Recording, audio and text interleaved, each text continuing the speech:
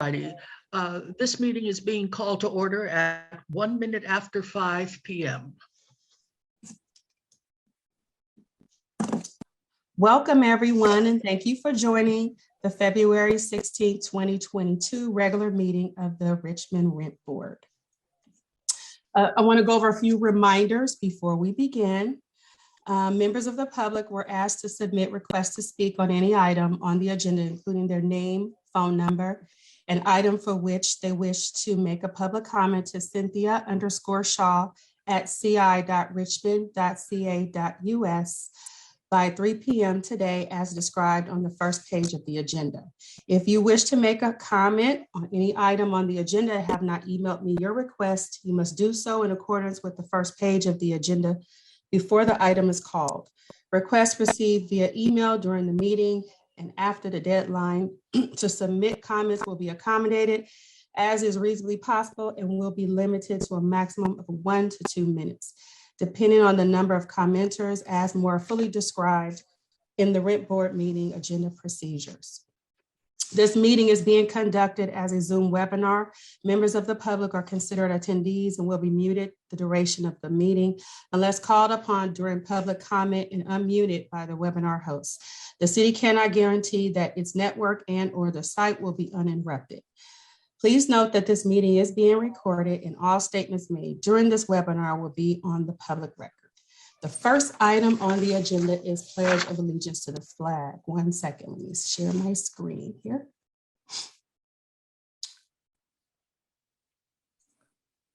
Do you want me to start the pledge? Oh, 1 second, I'm sharing Oh, this. here we go. All right. It's okay. 1 second.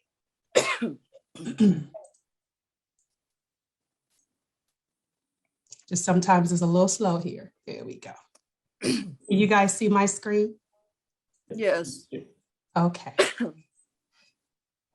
I pledge of allegiance to the flag To the flag of the United States of America, to the and to the republic republic for which it stands, One nation, under God, under God, indivisible, with liberty and justice for all. liberty and justice for all. The next item on the agenda is the roll call. For the purpose of the recording, may I please get an audible roll call for Rent Board members and staff. Board Member Connor. Present. Board Member Johnson. Here. Board Member Vasilas. Here. Chair Mishek.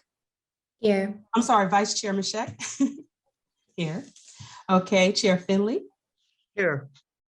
Executive Director Nicholas Traylor. Here. Deputy Director Fred Tran. Here. And General Counsel Charles Oshanuga. Here. For the record, all board members and staff are present. The next item on the agenda is statement of conflict of interest. Are there any? Hearing none, the next item on the agenda is agenda review. Are there any changes to the agenda? Are there any changes from staff? No, there are no changes. Thank you. Do we have any changes from board members? Hearing none. Hearing none. May we have a motion? Oh, there's no changes. Oh, I'm sorry. It's okay. It's okay. Hearing none. The next item on the agenda is public forum. All right. Tonight, we have one speaker. The speaker shall be allowed up to 2 minutes to address the board. When your name is called, please wait until the webinar host lets you know that you have been unmuted. Unmuted. So sorry. For the record, please state your name. Your residence is optional. Please terminate your address to the board when your time expires. We ask that you keep your comments respectful and appropriate. You will be muted when your time expires. Okay, let me let him in 1 second. The speaker is Cordell Hindler. 1 second, let me allow him to speak.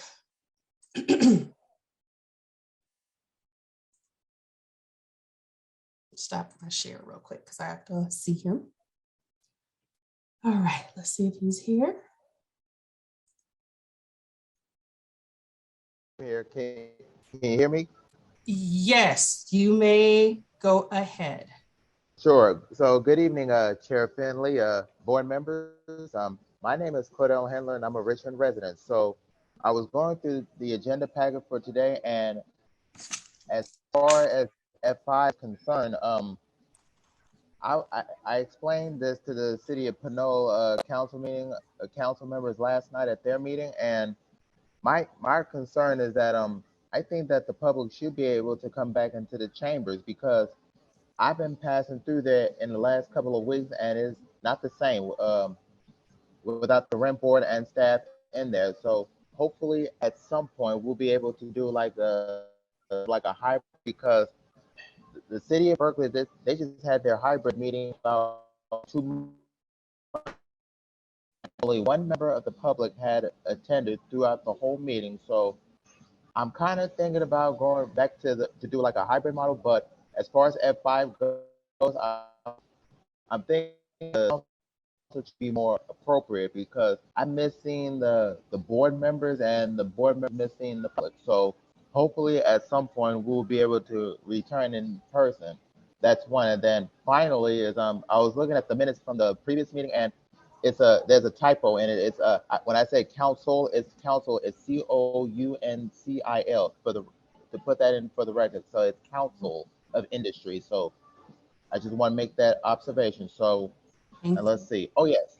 So, and the last announcement is you are cordially invited to attend a performance of As You Like It at the Masters Playhouse on Friday and Saturday evening at 8 p.m. Tickets are only $30 a person, and proof of vaccination is required. So that's all I have to say here next month. And he was the last speaker.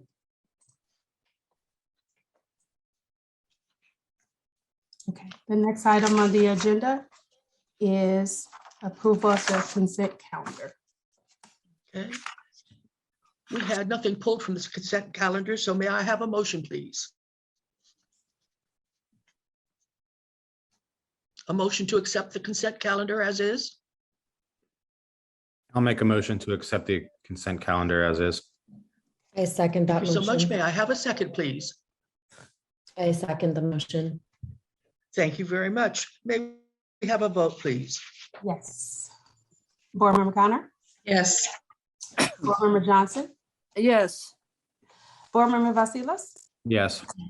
Vice Chair Mashek? Yes. And Chair Finley. Yes.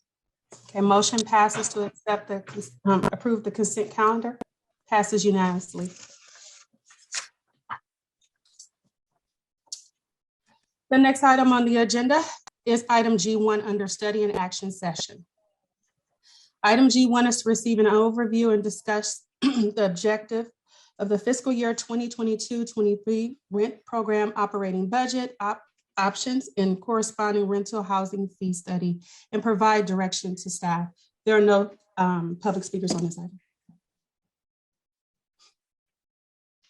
Good evening, Chair Finley and members of the Rent Board. I'm Fred Tran, the Deputy Director. Let me share my screen. Are you able to see the presentation? I'm back. Okay. Does it show your notes? You might want to, yeah. Okay, is that? There you go. Yeah. Okay, perfect. Okay, the item before you is the discussion of fiscal year 2022-2023 budget options and proposed rental housing fee. Before we begin the presentation, I want to acknowledge the rent program, IT department, and finance department staff for their assistance in the presentation and the proposed budget options and housing fee. While I have the privilege of presenting this item, many have contributed with hard work and dedication. Our investment in this fiscal year needs to reflect our organizational goals for fiscal year 2022-23, which includes investing in program development, community outreach, for financial stability. This presentation is organized into 3 parts. First, we'll review a mission statement for the rent program, the program's organizational chart, and our proposed goals for the upcoming fiscal year. Next, I will present two budget options for the rent board's consideration. The rent program seeks the board's feedback and direction on the proposed budget options. Last, I will describe and share the proposed fees for each of the budget options that staff has prepared. After receiving direction from the board, staff will provide the proposed budget along with the corresponding fee study for possible adoption at the March 16th regular meeting. Per requirement of section 11.100.60L, the Richmond Fair Rent, Just Cause for Eviction and Homeowner Protection Ordinance, the amount of residential rental housing fee will be determined by the City Council after a recommendation by the board is provided to the City Council. Prior to July 1, the board shall hold a public hearing on a proposed budget and adopt an annual budget for the ensuing fiscal year. The budget shall be funded by the residential housing fee. In preparation for the deadline, staff members have prepared a draft budget option and corresponding fees to support the budget for the rent program's consideration and comment. The proposed for this item is to receive the preliminary feedback from the board prior to scheduling of the public hearing for potential adoption of the fiscal year 2022-23 budget. The mission of the rent program is to promote neighborhood and community stability, healthy housing, and affordability for Richmond tenants through the regulating of those landlords, tenant matters that reasonably relate to rents and evictions, while maintaining a landlord's right to fair return. The budget for 2022-23 fiscal year will align the three goals to operate concurrently to strengthen the program. The budget options have been prepared with three comprehensive concepts in mind. The first is continuing to develop the rental program. The second is a more concise focus on ensuring the short-term and long-term sustainability of the rent program. And finally, the third is to further the outreach and community education efforts.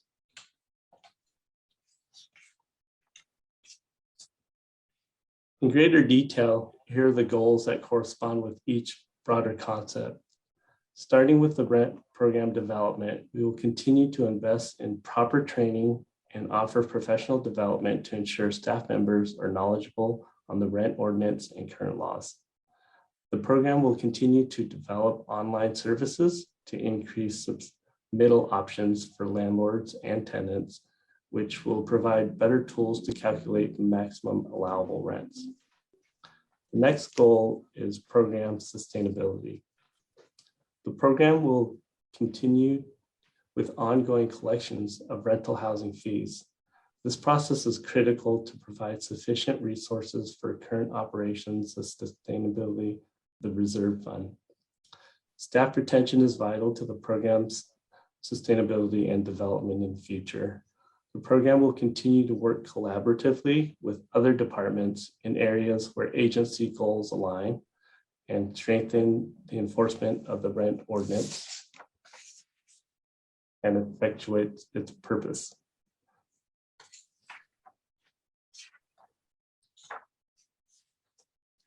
Sorry. Yeah, maybe that's mixed up here. Okay.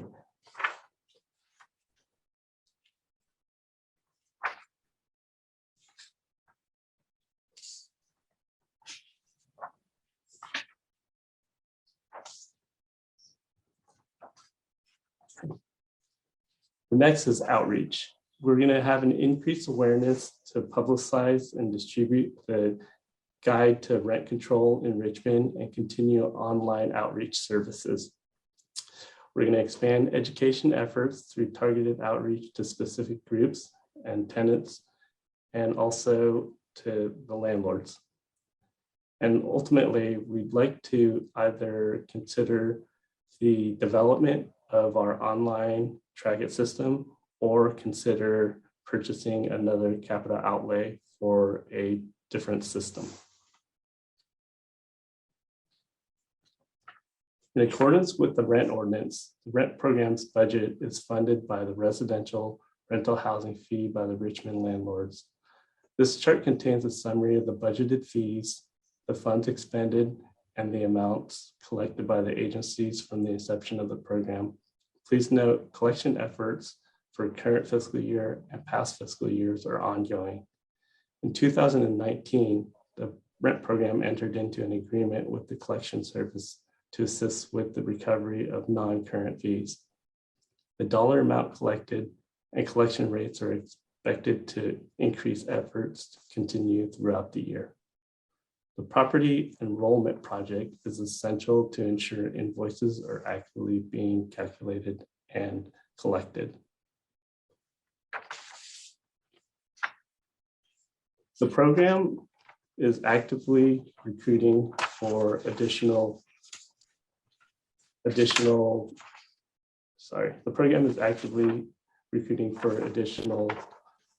headcount. A successful staff plan is critical to align and achieve our 3 program goals.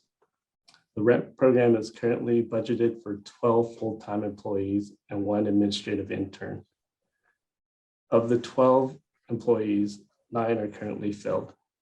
The program is currently recruiting for 3 full-time employees that were prior approved in last year's budget. Our estimated hiring for those roles will be completed in the 3rd quarter of this fiscal year. Presented is the current organizational chart for the rent program. The role highlighted in yellow and italicized represents a reclassification in proposed budget options A and B. The reclassification is the assistant administrative analyst to a senior administrative analyst. The role would continue to assist with managing the hearings unit, provide administrative support to the executive director, and assist the legal unit. The program does not intend to add additional staff during fiscal year 2022 and 23. All staff members serve a variety of functions, including general management, legal duties, administrative and hearings, billings, registrations. Each staff member also provides public information and various forms of outreach to the community in some capacity.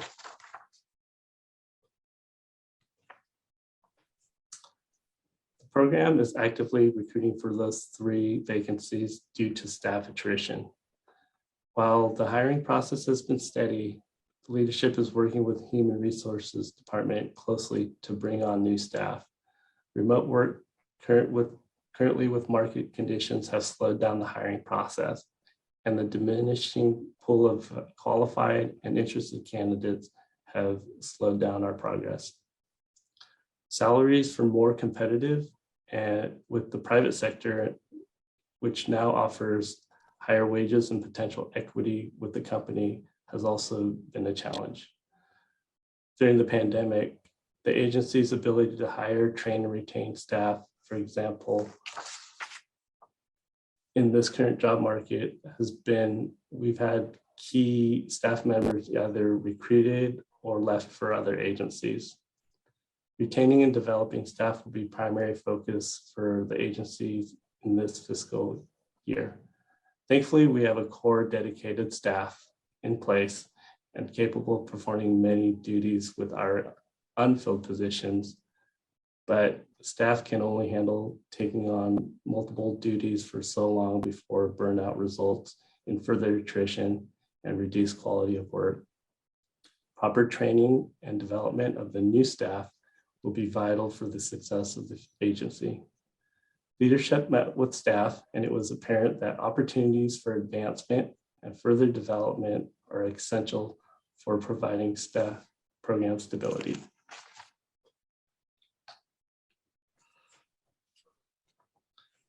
Professional and administrative services expenditures for option A will essentially remain flat.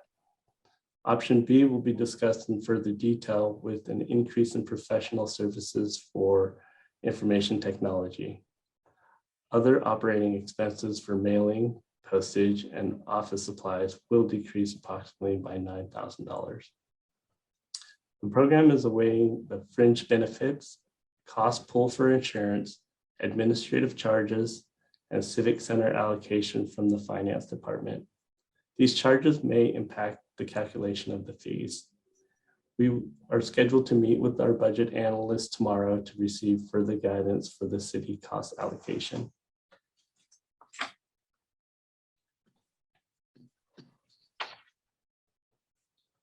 Option B is a proposal to invest in a cloud-based solution that is well suited for the program's critical needs and goals.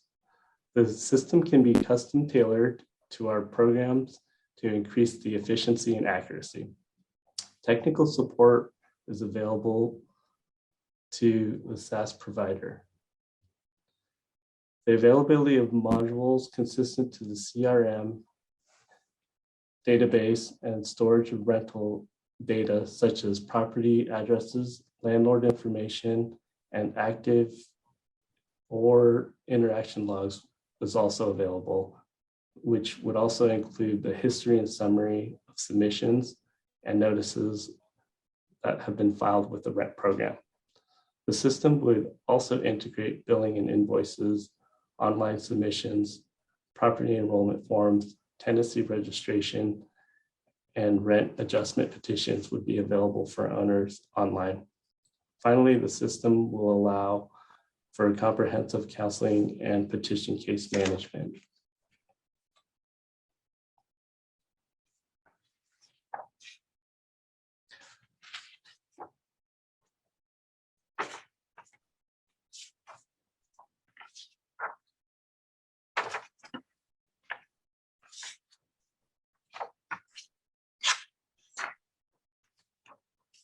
Some of the challenges we have had with Trackit system are listed here.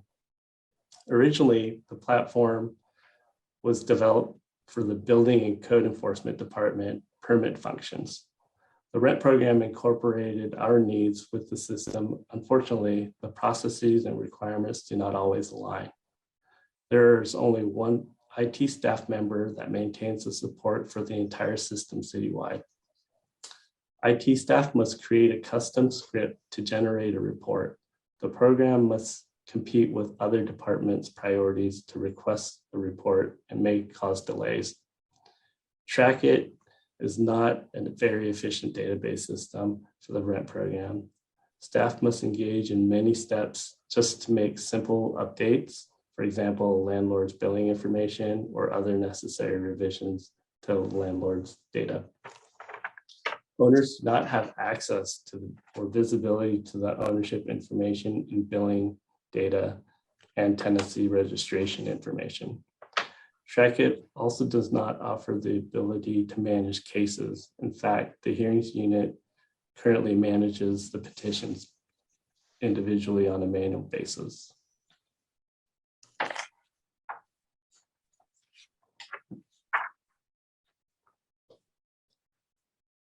The cloud-based solution would offer quite a few enhancements for the program.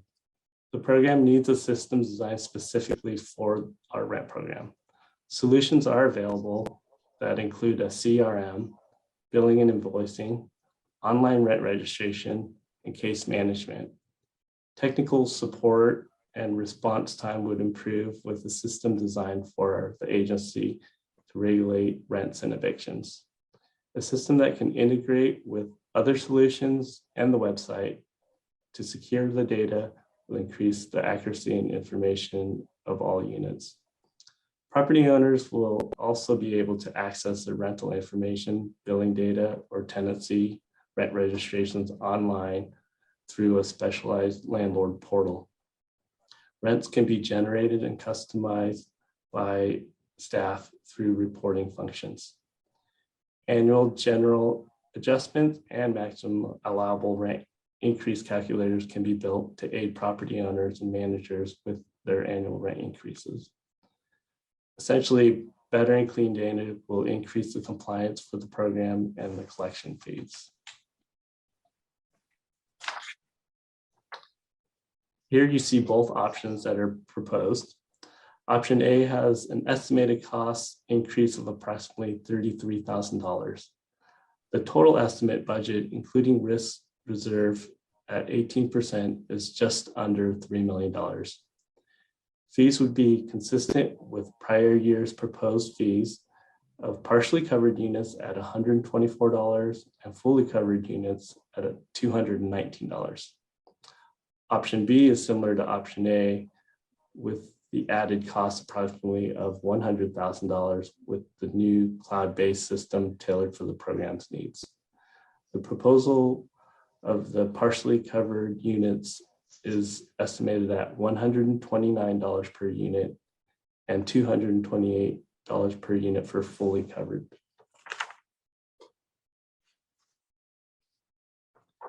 As you can see here, this chart is existing. It shows the existing and proposed rental housing fee in Richmond, which is comparable to similar activities enforced with other jurisdictions.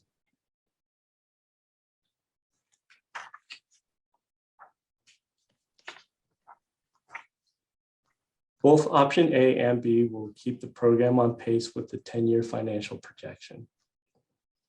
The program continues to align revenue and costs associated to administer the program.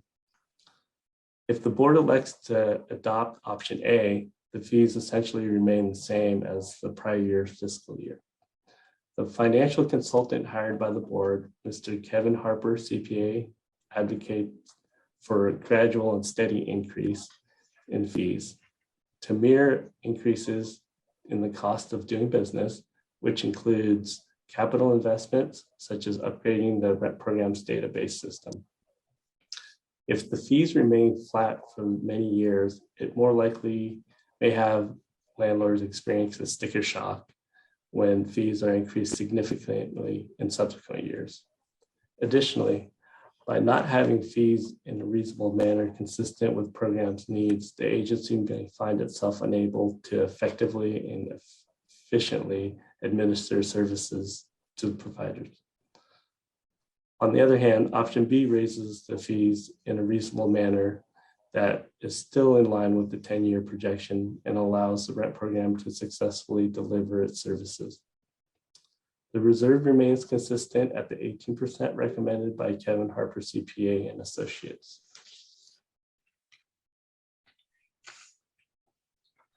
The recommended action for the board this evening is to receive the proposed fiscal year 2022-23 rent program operating budget options and corresponding rental housing fees and provide direction to staff. Executive Director Nick Traylor and I will be available to address any questions the board members may have. This concludes my presentation.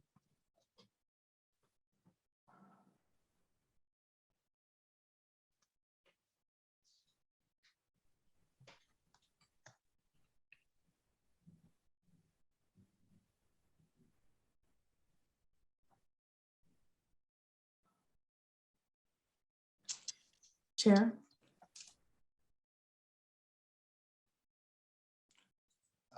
Do we want to take this off the screen and we'll start the process of taking questions from the board? Thank you.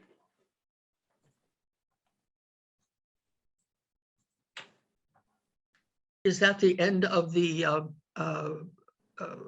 your proposal? Correct. Yes, that's correct. Okay. Mr. Traynor, did you want to add anything to Fred's recommendations and his the information that he presented to us this evening? I want to emphasize the importance of planning for the future in terms of the program investing in the necessary systems to efficiently and effectively operate our program. So I really want that to be kind of really focused on, in terms of this presentation. I also just want to reiterate what Deputy Director Tran and emphasize what he was talking about when it comes to staff retention and staff development. The pandemic definitely tested everybody. It tested this agency. We had a lot of challenges to overcome, and one of the most significant challenges was the fact that the pandemic led to attrition of staff.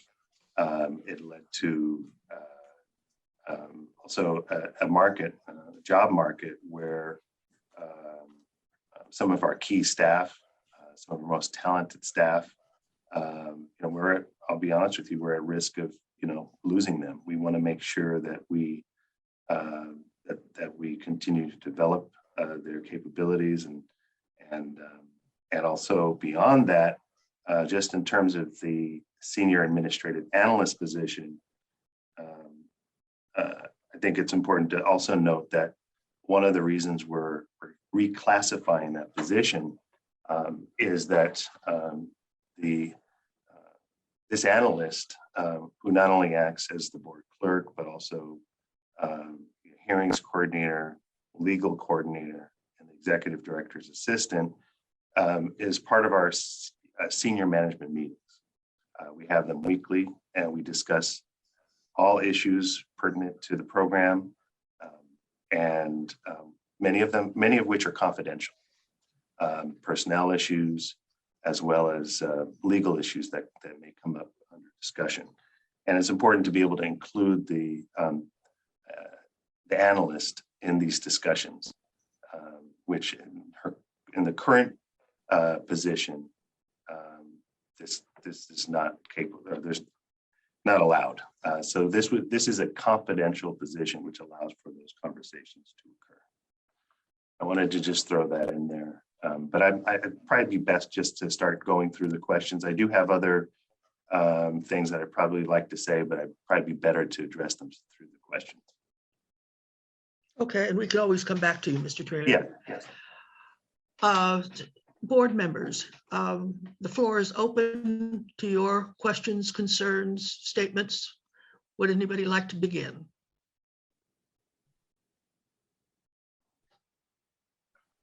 Okay. I think I will, simply because I've been here for 5 years, and I have also been involved with the city for many, many years. And the hardest thing for any staff to work around is a lack of timely information. And I'm very aware of the operation in IT and their situation. And unfortunately, and this is not intentional, but there are so many needs and requirements from within the City Hall regular staff that we end up being at the very end of the wagging tail, if you will. And we're also dealing down there with an aging infrastructure, by infrastructure, I mean software. And it's software that was never meant to handle the needs of a rent board. Other information is programmed in, but we're gerrymandered in. We're kind of, I mean, they really, it's sad. They've done everything they can. I'm not faulting them with what they have, but unfortunately, it just simply does not meet our needs. Now, we worked very hard last year to lower, and we did lower the rate that we had to charge for our services, and with far fewer people to manage what we were supposed to do. So this upgrade in software for us and being able to input directly from the staff is absolutely crucial. What is amazing when you look at the dollars and cents is that a partially covered unit would only cost $5 more per year to allow us to get this upgrade, to purchase it, to train, to have the company come in and to make sure that it fits our needs specifically, and they will do that. That's part of the contract. A fully covered unit, it would cost the homeowner exactly $9 per year more. So I don't like raising prices either, but I don't think that it is in our best interest to continue to work at a situation where it's not going to get better and it slows us down, and it's to me untenable. So after 5 years of dealing with this, I think it's time for us to look very seriously at that, because my own inclination is to support option B. And Mr. Tran, if you need to put option B back on the screen so people can see it, so that they know I'm not making up figures, or in your presentation, I'm certainly game for that if that would help anybody else. So those are my comments. Ms. Vice Chair Mishak, do you have anything that you'd like to add? Thank you, Chair Finley. I actually completely agree with your assessment of option B. It seems as if a lot of, it seems like this would assist with, in a small, perhaps not a small way, with the attrition issue, to have these sorts of things more streamlined. I think that it seems as if it would be a help to not only staff, but both tenants and landlords.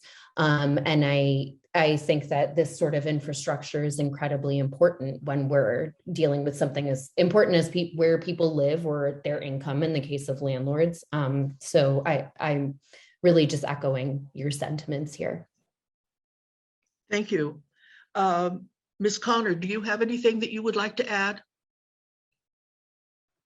No, not at this time. I'm just digesting the information. Thank you, Chair Finley. Certainly. Feel free to raise your hand. It's a little awkward. I don't know if anyone has raised a hand yet because I can't see that. Chair Finley, Board Member Vasilis is raising his hand. Okay, thank you. And Ms. Shaw, if you would continue to alert me to that, because again, it's not coming up on my screen. Okay. Mr. Vasilis.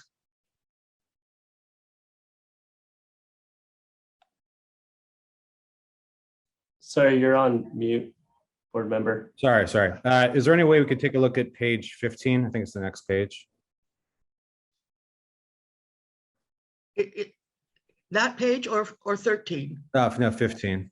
Okay.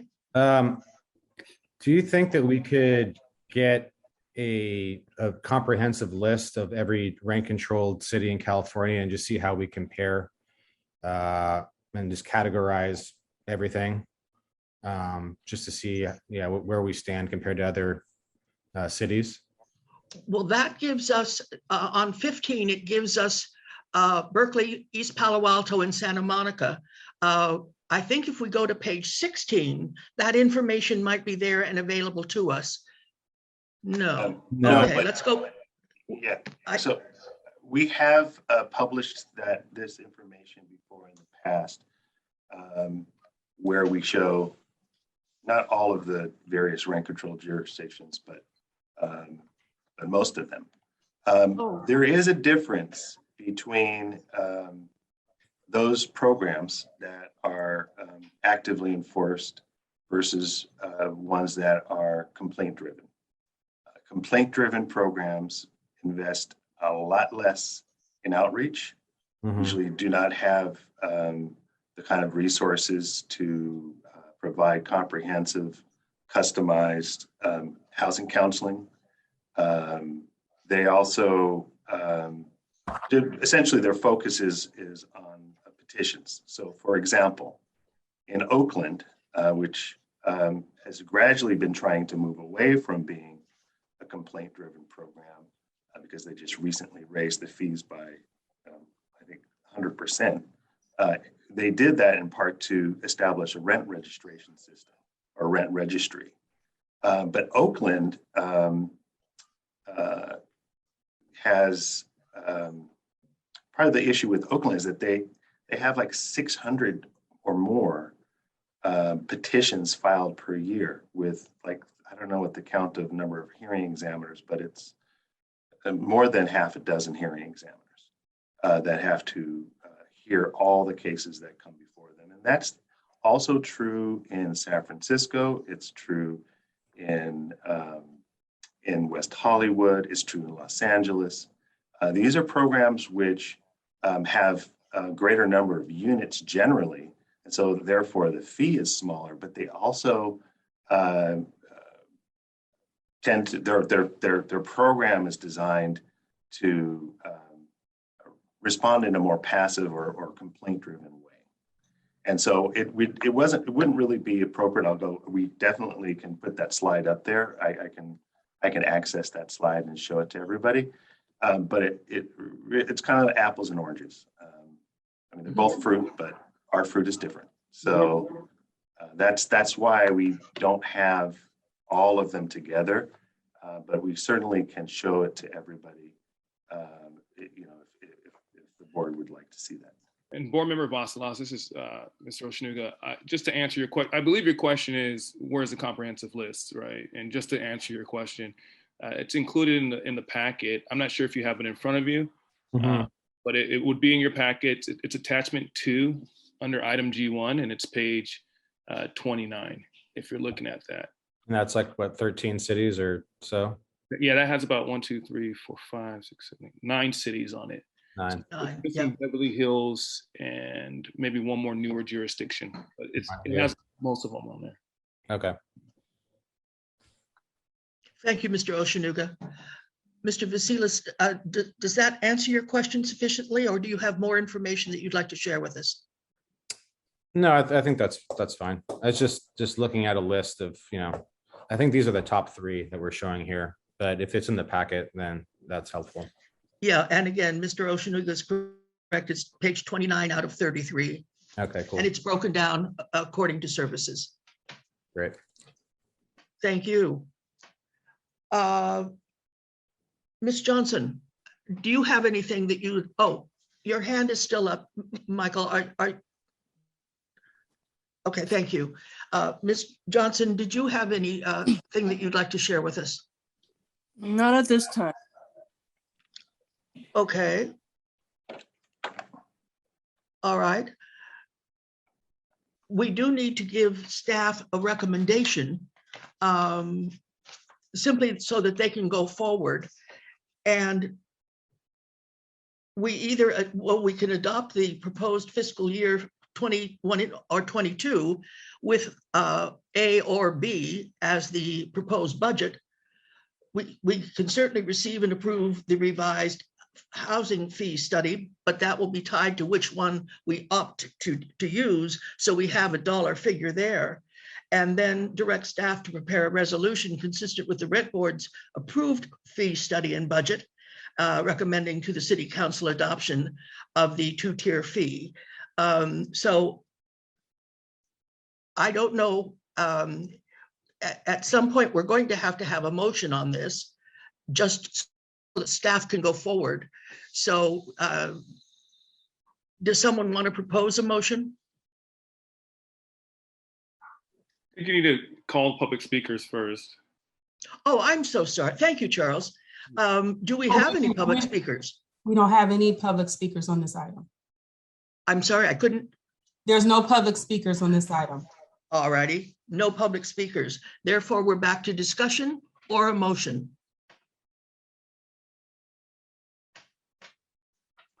Chair Finley, just a comment, because there's really not a lot more we can do about the issue that I'm going to raise. There's just this level of frustration, I think, on the part of property owners because they bear the full brunt of the fee. And I know that there's an effort on the part of staff to ensure that they provide well-balanced, fully inclusive information to the both housing providers and to tenants. But when you look at that chart on page 29, you will notice that every other city has the ability to pass through a portion of that fee to the tenant so that both constituencies are, at least in theory, would be fully invested in the program. And what we often hear at board meetings are the frustrations of the property owners who are saying, how come we can't do that? We just don't understand why this can't be done. Why do we have to pay the whole thing? And as I said, I know that there's really not a lot that we can do. There's nothing really that we can do as a board, but that is a level of frustration that we have to figure out how to address. Okay. That's my only comment. Ms. Connor, I agree with you and I hear that frustration, but part of our problem is this information, we don't have the way of tracking it. If we do set up, and we have the right to set up a program where the fees can be passed on and split in some proration between the tenant and the owner, but we've got to be able to track it. And with the current situation, and please, if I'm wrong, somebody correct me, all of the information about our transactions or about the transactions regarding the individual properties are input manually, and it's not going to work. So this new software would help us accomplish exactly what you're doing, but we need to have the software to be able to say to the tenants and the owners that, yes, we can make sure that that's kept straight and is understandable and accessible to everyone. That's what this new software will give us. Now, if I'm wrong, if I've misstated something, please, staff, tell me. Just to be clear, I believe the board has already, we've discussed this issue probably, I think, on 2 or 3 times, and various times. Well, in the past, it was decided that it wasn't the best thing to do, wasn't feasible at the time. Recently, I think the board has also been made aware that there are other issues associated with trying to pass on the fee, and I can't. It's probably best to have our legal counsel address those kinds of issues, but I think there's a lot of different issues that arise out of this discussion, and one of those is, if a pass-through is not possible right now, or just not possible, period, there are other considerations. One of them is that there have been very few landlords, relatively speaking, who have opted to file MNOI petitions, fair return petitions. Those who have, very few have been denied. In fact, they have received modest increases, and sometimes more than modest. So that is something I think we as a board and as a program, we should focus more of our energy on, to try to help those landlords who have been spending a lot of money on their properties receive something back in return through the petition process.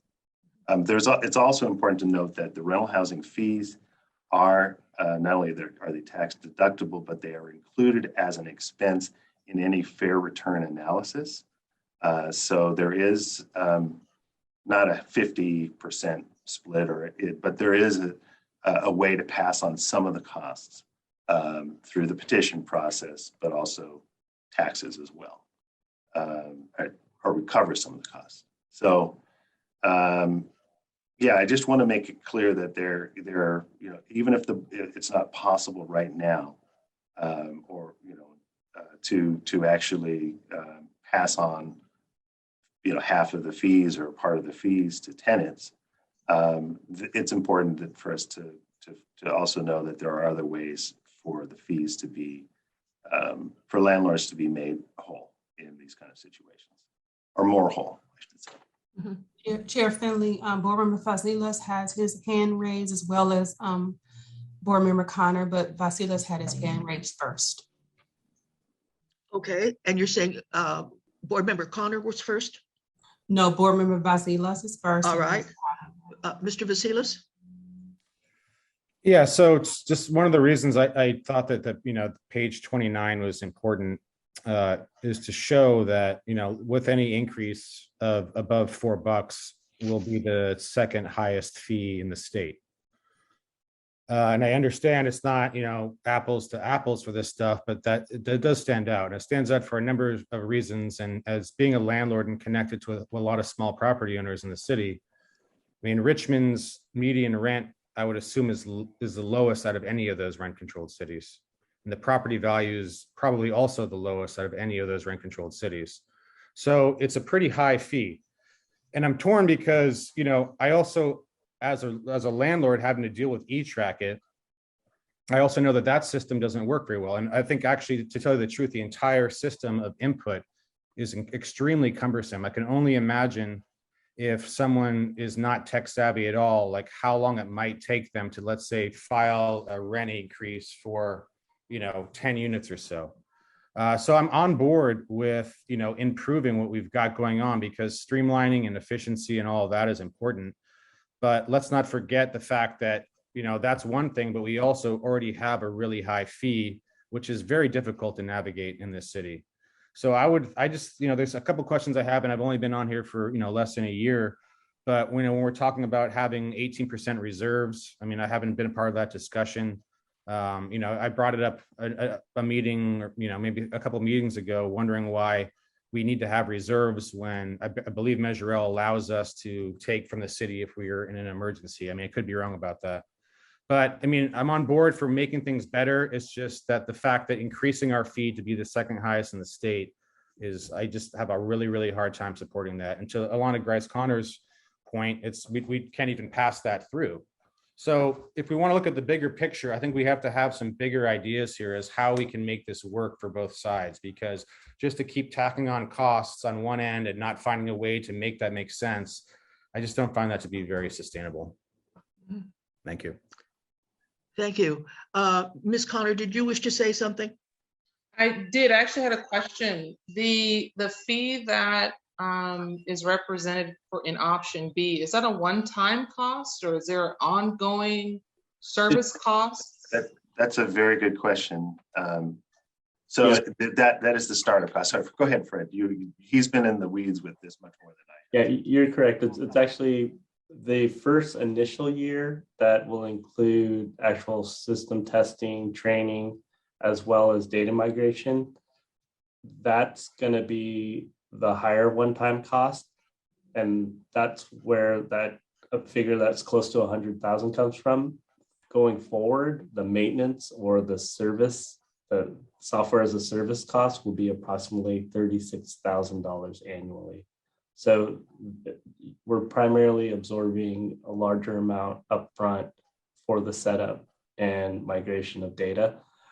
We did speak to one of the vendors, and they said that they can try to assist the program by possibly allocating that larger capital amount in the initial year to even it out throughout 5 years. So potentially we may be able to negotiate the contract to have that initial setup cost lessened. Fred, can you go to that slide for some reason? I mean, I don't know if they need to see that slide. Oh, I don't have the. Oh, I thought that was, okay, I thought that was the slide, sorry. But I could definitely send you a copy of the proposal. And I have a second question. Yes. So the IT department, and you'll have to, I tell people when I think of like fax machines, I see numbers dancing across a telephone line. So I'm a total Luddite. So the idea that the IT department at the city is going to be excluded from this process in any way seems to not ring true for me, because it is I understand the cloud-based storage, but we still have IT issues. We would still have computers or laptops or desktops or whatever. And so we're not extricating ourselves from the city when it comes to IT. There's still only going to be one person available, but now this person won't know our system. So how are we going to address that? I can address that. So the IT department will continue to work with us. They'll continue to supply us computers, and if we have technical difficulties, they'll come and fix our computers or address issues. When it comes to the database, there would be support from the company itself, IT support. So we wouldn't actually have to utilize IT for any of the cloud-based changes or revisions or technical issues. So we would still work with them, but we would be bifurcating our database from Trackit, even though we'll be able to migrate our data to them and their data to us periodically, so that we're making sure everybody's up, has the same information. So yeah, I hope that clarifies it. But we'll still be using IT, just not for support when it comes to the new system. The new system would have their own internal support staff or help desk.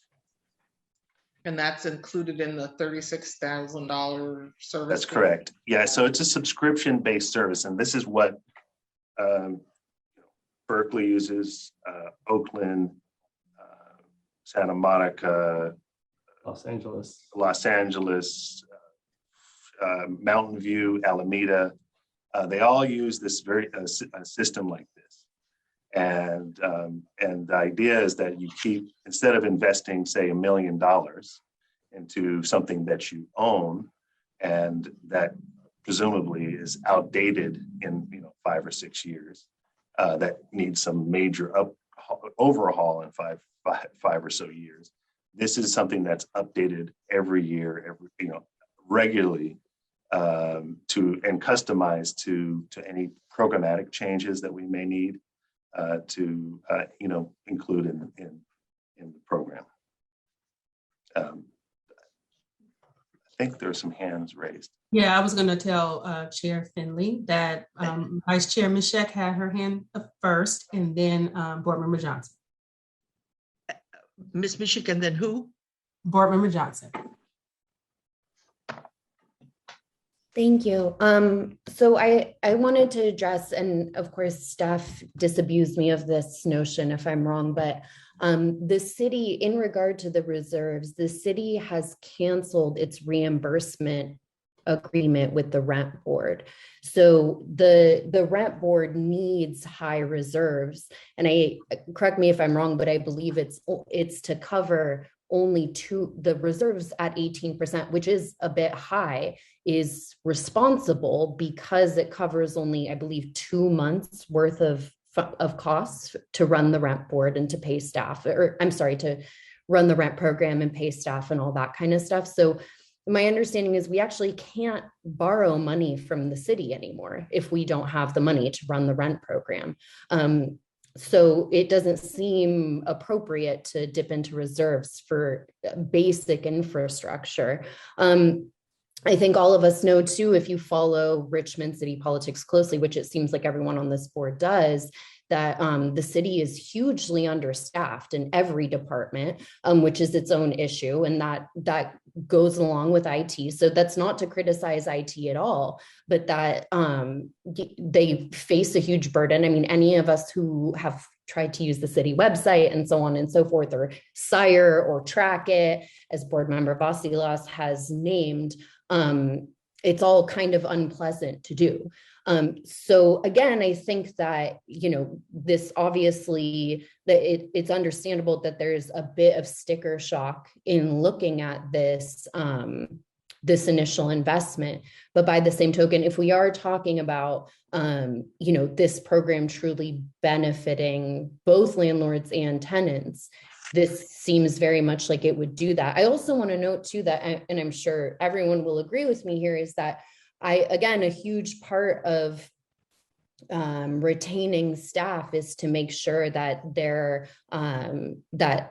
jobs are not unduly cumbersome, right? So we're hearing a comparison that all these other programs use this more appropriate system. And if we're looking at investing in staff and keeping people who know the city and know the program, it seems worth investing in something that they don't absolutely hate using. And I mean, the bit I've seen of eTrack-It, I would absolutely hate using it.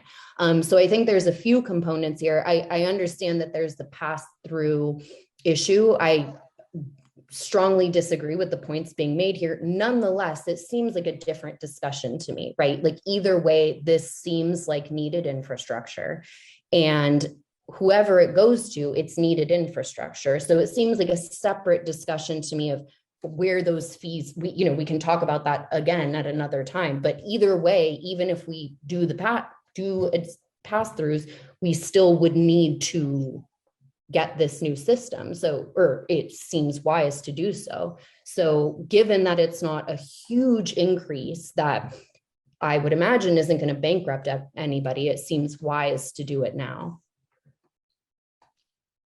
Thank you for your comments. The next speaker, please. Is Board Member Johnson, and then Board Member Vasilos has his hand up after Board Member Johnson. Thank you. So I just had a comment about the fees, that they actually seem reasonable because rents are going up. That's definitely not debate. So, and also there is the gentrification that's been happening, and I keep hearing that Richmond is prime real estate, so the property values are going up, and because of the shoreline. So it just seemed like the fees are fair. Mm-hmm. Then Chair, Thank you. Vasilos next. Mr. Vasilos? Yeah, property values are going up in Richmond, but not on multifamily. It's kind of pennies on the dollar compared to single family homes. But one question I have about the chart is, can you explain I thought that in Richmond, or maybe for all these cities, this seems like it's pulled from Zillow for the median rent, which is a little confusing. I thought that in Richmond, our median rent was like around $1,500 or so. I have a question. So for Mr. Oceanuga, so in Measure L, I thought that the city council didn't have the ability to issue such a cancel agreement on digging into the city budget. Yeah, I mean, Measure L requires that the city, it establishes us as like an integral part of the city. Mm-hmm. It requires that the city provide us infrastructural support, such as like IT support and finance support. Yeah. I mean, it's to be clear, it's my position. My position is along the same lines as your position, but we had a lot of back and forth. I can't discuss it because of the attorney-client issue there, but they came out clearly on the other side, and they did have that meeting with city council, and they unilaterally canceled that agreement. That was against our wishes. Yeah, it's interesting because it seems like that's pretty clear in the measure, from what I remember at least. Believe me, I made a lot of arguments. Yeah. Okay. And thank you, Mr. Oceanuga, because I was also going to make that point, and I appreciate you cleaning up the questions. And regarding the pass-through, someone made a comment of that they thought that we had discussed that as a board before. And in fact, we did. Every single year, we discussed the pass-throughs at some length, seeing if it was something that we could make operable at that time. And no, we could not. And then just a third item, we structure our fee based on our actual costs and what it costs to do it. And so my own inclination is that, yes, that $100,000, which is the setup and the software, would be then taken out. There would be an operating part of it, but yes, we would then lower our fees. And that statement is given with, you have to look at the budget in its entirety, but that would be my inclination the next time we do the budget, because it wouldn't be a bill that would be coming due in the next years. We would have some fees, but not that kind of $100,000 hit. Now, Mr. Tran, am I correct in that kind of thinking? That is correct, assuming most other costs and expenditures stay constant. The Mhm. reduced service fees going from the $100,000 setup to the maintenance of 36,000 moving forward would decrease the fees going forward. Mhm. Mhm. And I want to say that the issues that Ms. Connor has brought up, she has been very consistent through the years that she served on the board, and she has brought these concerns to us each year, and we have taken very serious consideration of her comments. We just happen to have something now that can solve some of the other problems that have uh, plagued us, if you will. And again, I'm not casting aspersions against IT, but they can only work with what they have to work with.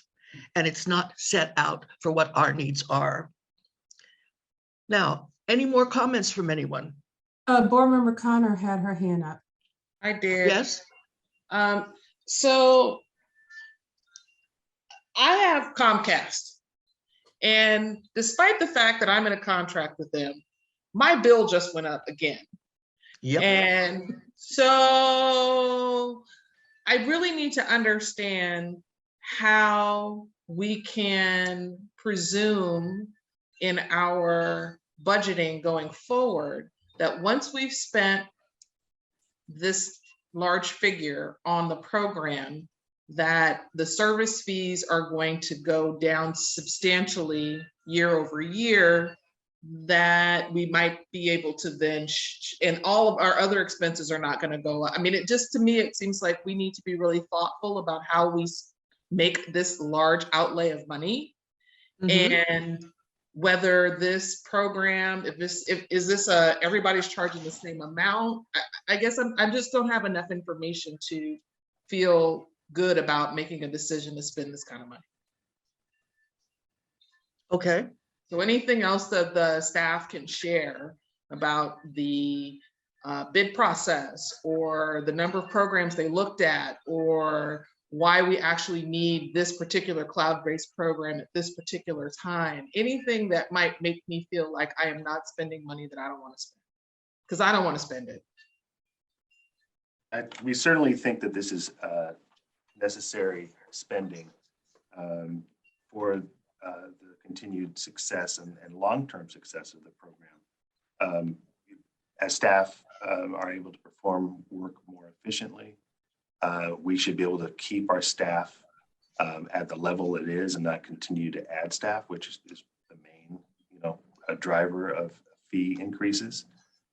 The $100,000 is going to be going down by over a third. The other, in subsequent years, and this company and other companies that we've been looking at that are subscription based, have indicated to us that they can, establish a contract that we can afford, that's within our budget, within our capability. The other thing is that we believe that this investment is reasonable and necessary. It's reasonable because this is what agencies need to do as they evolve. And, we've gone from being, a brand new agency in 2017 to one that has been doing this for 5 years almost now. It's important that we recognize that this database is not only tied to staff retention, it's tied to our ability to accurately count all the rental units, all the tenancies. It's tied to our billing and our ability to collect the fee. So I think it's reasonable. I think it's necessary because in the end, it's a benefit financially for the program. It's going to help stabilize staffing. It's going to help stabilize our ability to perform our duties. I think the other thing to bear in mind is that, one of the things our financial consultant mentioned to us was that, there are, in his experience, there are many agencies that hold off on raising fees, even though it's reasonable and necessary, because of political reasons or because they don't want the maybe the political backlash that can come with raising fees. But not doing it results in what happened in Berkeley, where they went from like $194 back in like 2006 or so to $250 in a very short amount of time. And so there was major complaints in Berkeley about the impact that had on property owners who said, it's better to turn up the water slowly and instead of shocking us with such a huge increase.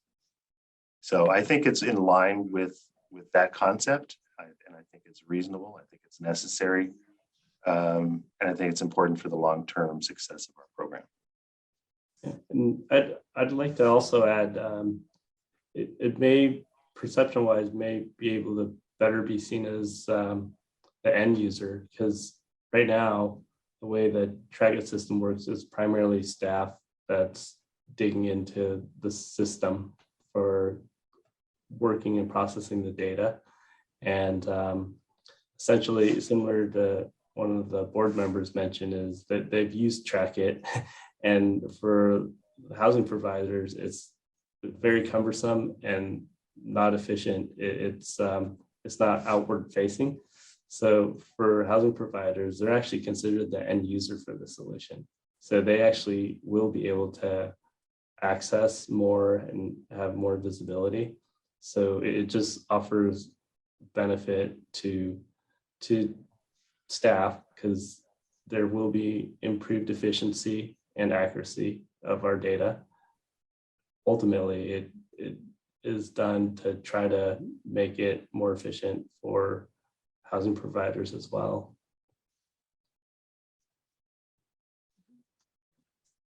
Thank you. Any other comments from either staff or board members? Would anyone like to make a motion? Okay, then I'm going to break my rule and I'm going to make a motion in that case. I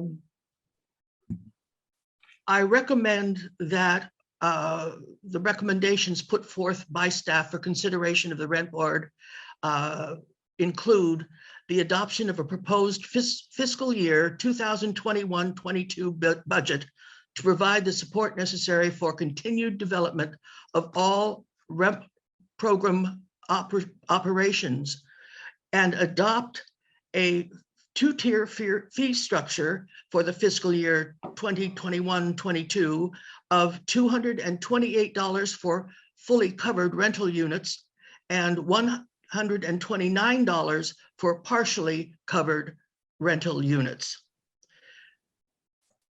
The second part of that motion is that I'm going to acknowledge that we have received and we are approving the revised fiscal year 2021-22 rental housing fee study, and that we direct staff to prepare a resolution consistent with the rent board's approval of fee study and budget, and when it is presented to us at our next meeting. So if I can just, I'm not sure if we're there yet, just because before you can actually adopt a fee study and a fee, you're going to have passed your budget, or at least you have to do them at the same time. And this is not the time to pass the budget because it was not properly noticed and there hasn't been a public hearing on the budget. Okay. So perhaps just the most basic sort of motion would just receive the proposed fiscal year budget options and select which budget option you would like staff to come back with for your consideration at our next meeting. Because it's going to be at your next meeting when you get all the actual that numbers. we actually do this. And Charles, you're right. I made the mistake of jumping to the recommendation at the back of the proposal that we received and all the information that we received for next year. So I will amend my motion to reflect your statements. Do I have to restate it, or is that good enough? You should restate it because I can't make the motion. And I think it's on the screen. Okay. Just, yeah. Okay. Thank you. We are receiving the proposed fiscal year 2022-23 rent program operating budget options and corresponding rental housing fee. And we are providing direction to staff that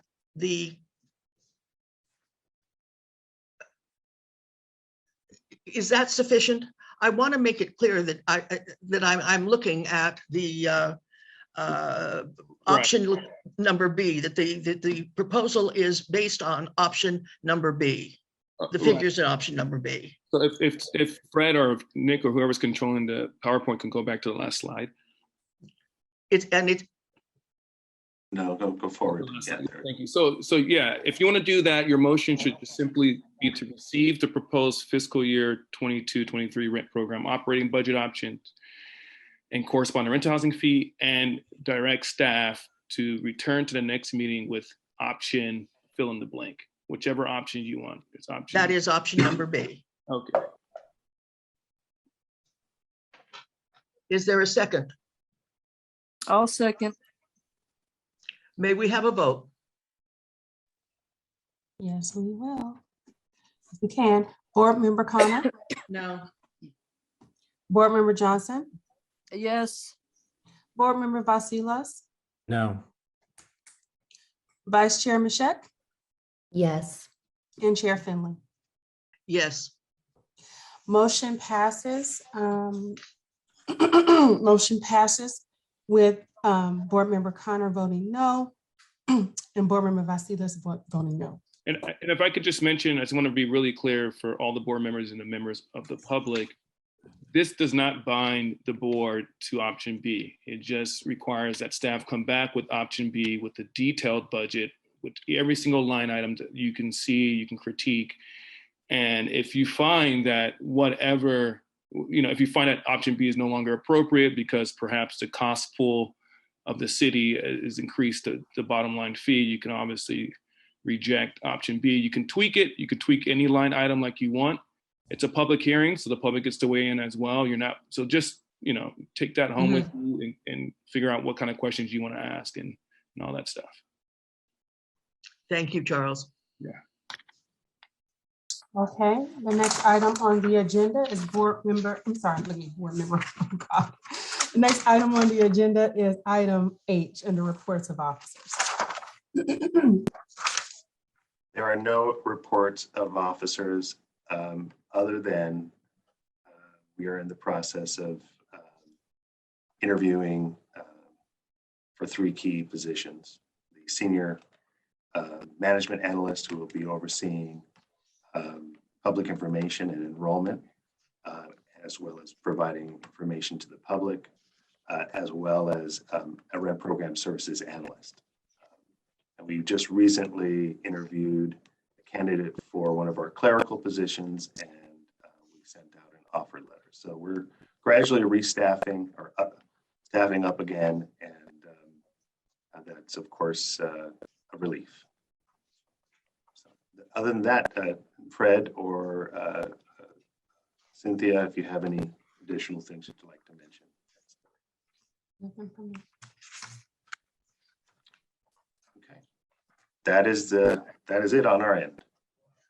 All right. This meeting is being adjourned at 6:20 p.m. Thank you very much. Thank you. Everyone. Thank you, everybody. Thank you. Good evening. Thank you. Good night, Good everybody. evening. Good night.